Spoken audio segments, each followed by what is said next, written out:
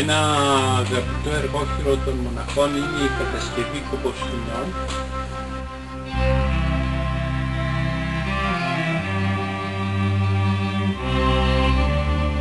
Κάθε κόμπος αποτελείται από 9 σταυρούς.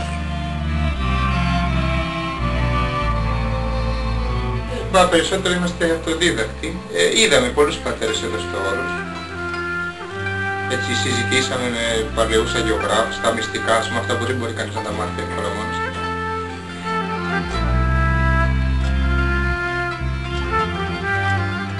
Ναι, η αλήθεια είναι ότι είναι οι ρίζες μας αυτές. Η βυζαντινή αγιογραφία και ειδικά αυτές οι παραδοσιακές τεχνικές είναι και έχουν διαπιστωθεί, ας πούμε, ότι αντέχουν στον χρόνο.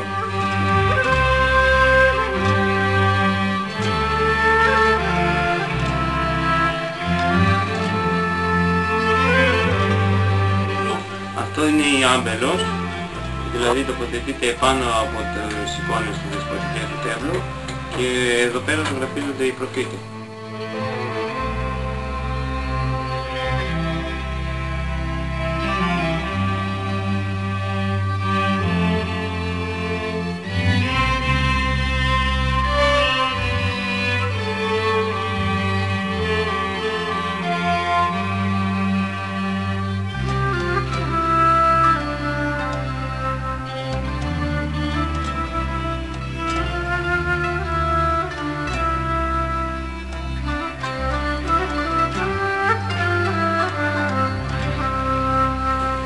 Εδώ και 3 αιώνες περίπου στο Άγιον Όρος εκμάζει η βιβλιοθεσία, μιας και το Άγιον Όρος είναι ένας χώρος στον οποίο κυριαρχούν τα βιβλία και τα οποία πρέπει να καλύπτονται κατάλληλα με τα κατάλληλα εξώφυλλα για να προστατεύονται λόγω επίσης και της σύγχρονης χρήσεώς τους.